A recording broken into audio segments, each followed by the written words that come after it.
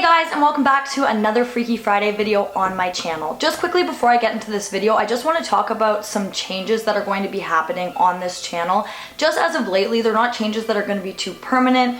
Just as I figure out a schedule to be a little bit more consistent for you guys, I think that I'm going to alternate between Mystery Mondays and Freaky Fridays. Now I know that Mystery Mondays are my more popular videos, but I personally really enjoy researching for the Freaky Friday videos. So for the time being, until I figure out a better filming schedule when I can upload 2 videos a week, I'm going to be alternating between the two as I find cases that are of interest to me and as I think will be of interest to you guys. So some Mondays there won't be a video, some Fridays there won't be a video, but there will always be one video every single week from now on, hopefully. But with that all being said, let's get right into today's case. This case and your thoughts on today's case are really going to depend on your views, so I'm going to tell it more as a story rather than a factual kind of thing, just because we don't actually know what happened.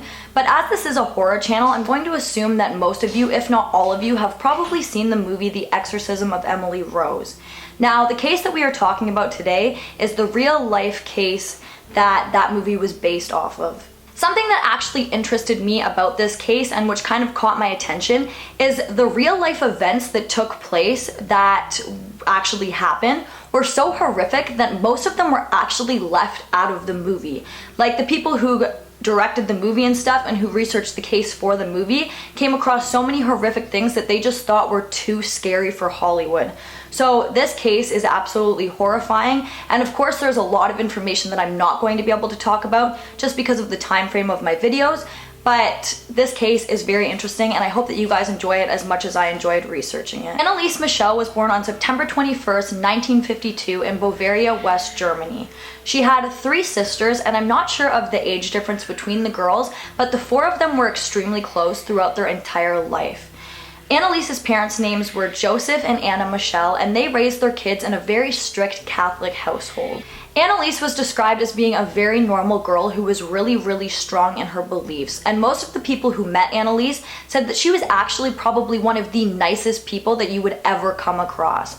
Now, again, she was super devoted to her church and she attended mass at least twice a week, but sometimes would even go more frequently than that. In September of 1968, when Anneliese was 16 years old, she experienced her first seizure. Now, this is when things started to take an odd turn because Anneliese said that that night while she was lying in her bed, she felt as if something was lying on top of her, pinning her down and preventing her from moving. In August of 1969, Anneliese had another episode similar to this one where it appeared as if she had had a seizure, but this time her family was a bit more concerned as this was the second time that this had happened. So they took Anneliese to see the family doctor. Now their family doctor sent them to a neurologist, and the neurologist did a bunch of tests and ran a bunch of scans, but said that he ultimately couldn't find anything wrong with Anneliese. But because she had now had 2 seizures, the neurologist just assumed or came to the conclusion that she most likely had epilepsy. Anneliese had 2 more similar episodes, once in 1970 and once in 1972. In 1970, she was prescribed anti-convulsion medication, and in 1972, she was prescribed medication for her seizures. After each of these episodes, brain scans were done on Anneliese, and the results did come back with mildly irregular results, but ultimately nothing too strange, nothing really stood out to the doctors. There was no real reason why she should have been having these seizures, as these results were really unlikely for somebody who had seizures as frequently as Anneliese had been. In 1973, in the spring, Anneliese as well as her sisters would hear strange knocking noises coming from within the walls. Now these knocking noises had no explanation, nobody could figure out where they were coming from, and around this same time is when Anneliese told her family that she could hear voices in her head deeming her to hell. Her mother claimed that shortly after this time she seen Anneliese standing and staring intently at a statue of Mother Mary, and she said when she noticed her daughter standing staring at this statue, Anneliese's eyes were almost completely black. September of 1973, Anneliese Michel would graduate high school. Now this is where her friends started to notice things that were wrong with her. Many of her peers, who would often describe her as being really friendly and outgoing, and again one of the nicest people that they had ever met, started to describe Anneliese as very withdrawn, and the only thing that she was focusing on was her religion. Around this time is when Anneliese would have another neurologist appointment, and she had told the neurologist that she was being taunted by demon faces within her mind, and she also told him that she could smell constantly the scent of burning feces.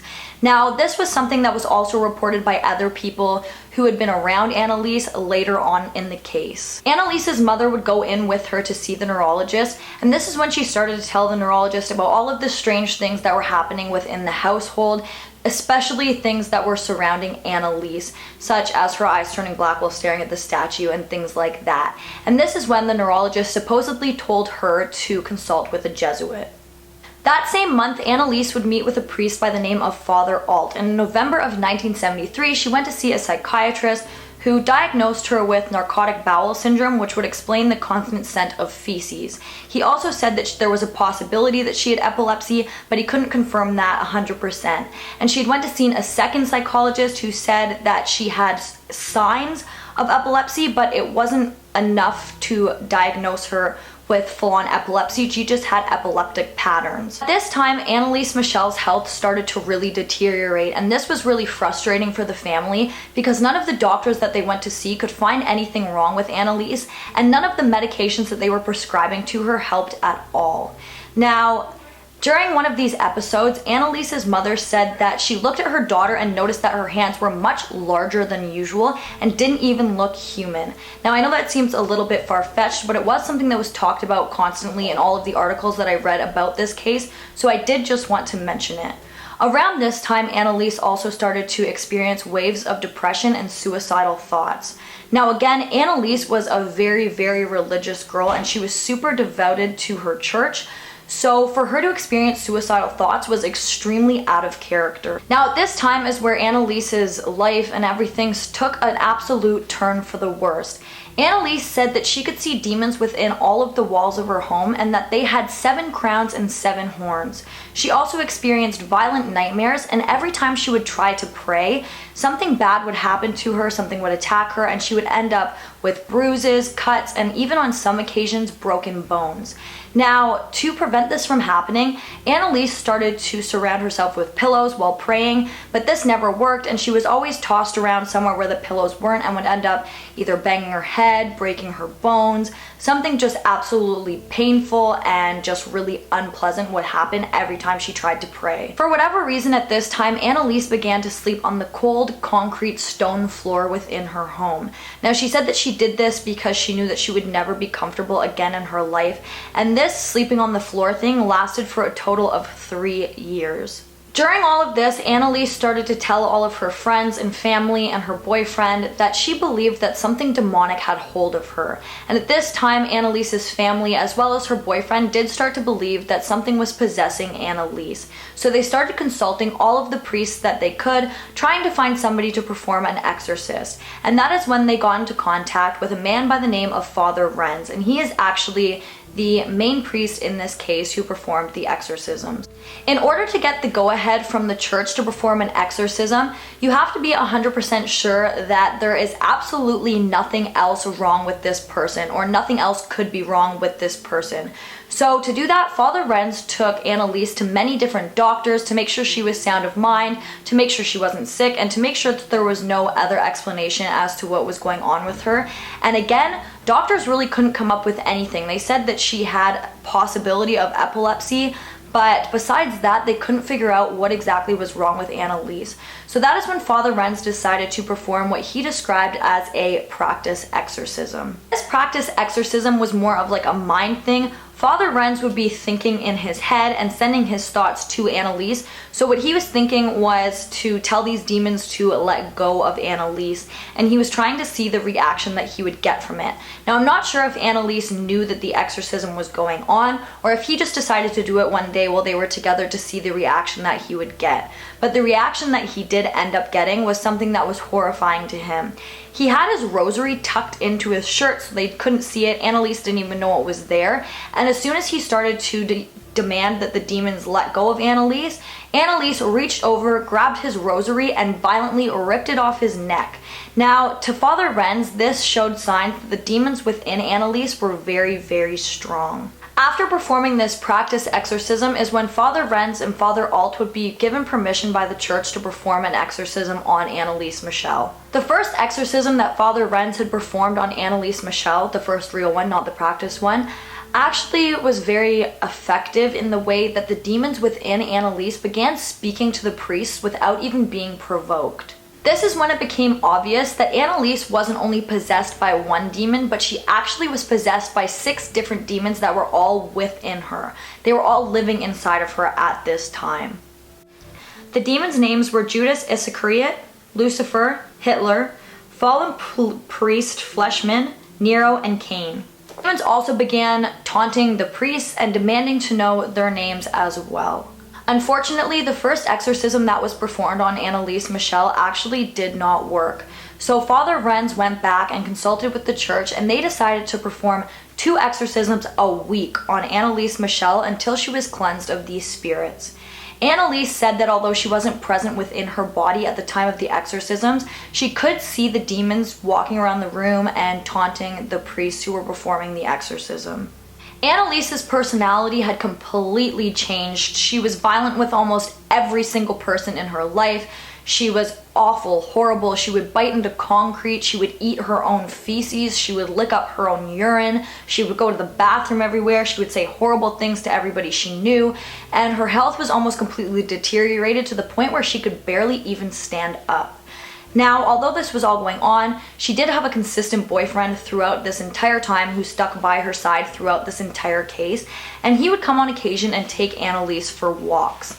Now, I'm not sure if she was strong enough at this point to get up and actually walk with him, or maybe he carried her, I'm not really sure, but she said while on these walks one day, she had come into contact with Mother Mary. Said that Mother Mary basically said to her that she would take Anneliese's pain away completely for the next 3 days if Anneliese agreed to suffer for the sins of others. So basically she was giving Anneliese this offer, like if you pay for other people's sins and you go through all of this process, she will make the rest of Anneliese's time completely painless. Part of this case was probably the hardest part for me to understand, as I am not a religious person, but I hope that it made sense to you guys, as I think I kind of got what was going on. But after experiencing this, Anneliese went home and told her mother about the interaction that she had had with Mother Mary.